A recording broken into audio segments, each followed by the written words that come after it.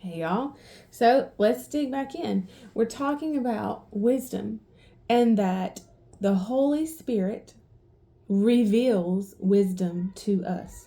John 16:14 is what we read yesterday. Wisdom is so much more than just knowledge. It is to possess the information and also be able to apply that information to your situation.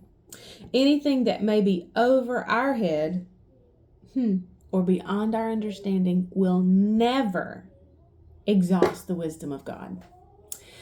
So, I told you I was telling Dustin, this week, all the things.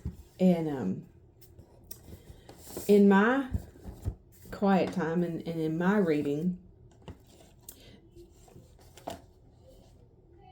I was reading in John 10, and that's where Jesus talks about, I am the shepherd, I am the door. My sheep know my voice, and another voice they will not listen to. And I was meditating on that and how that works with wisdom, and which way to go and what I'm supposed to do. And I must discern, which is part of the definition of wise, right? Having keen or sharp discernment and a capacity for sound judgment. Judging the voices that we're listening to, judging the options that are before us, discerning truth from lie or falsehood.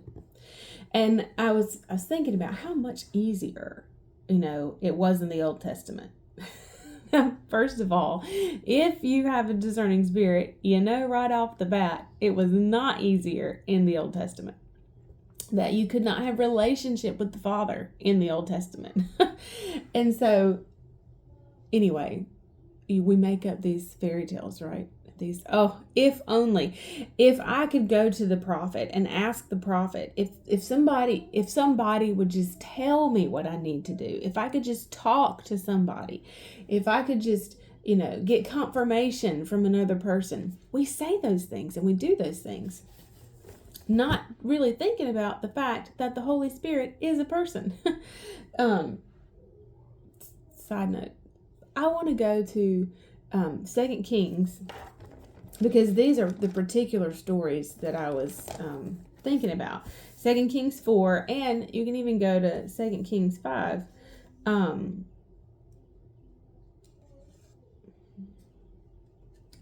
There was one, and there's two actually in 2 Kings, but this is where Elisha was, a prophet of God, and he did many signs and wonders.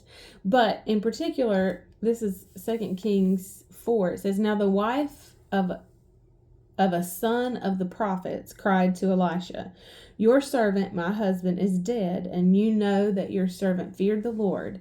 But the creditor has come to take my 2 sons to be his slaves. And Elisha said to her, what shall I do for you? Tell me, what have you have for sale in the house? And she said, your handmaid has nothing in the house except a jar of oil.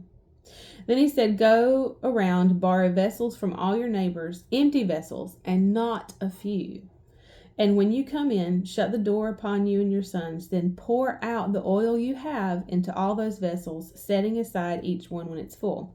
So she went from him and shut the door upon herself and her sons, who brought to her the vessels as she poured the oil. When the vessels were all full, she said to her sons, bring me another vessel. And he said to her, there's not one left. And then the oil stopped multiplying. Then she came and told the man of God. He said, go, sell the oil, pay your debts, you and your sons live on the rest. So this woman finds herself in a very difficult situation. Her husband is dead. She's a widow. She has 2 sons, and she owes money. So the creditors are coming to take her children to be their slaves in order to pay off the debt. So on the scale of 1 to 10, we're at like an 11 in seriousness. And this is not something that I can just wait around for, right? I can't just kumbaya and hope for the best. I need to know what to do right now. And what does she do? she goes to the prophet. That's where we'll pick up tomorrow. I'll see you then. Bye, y'all.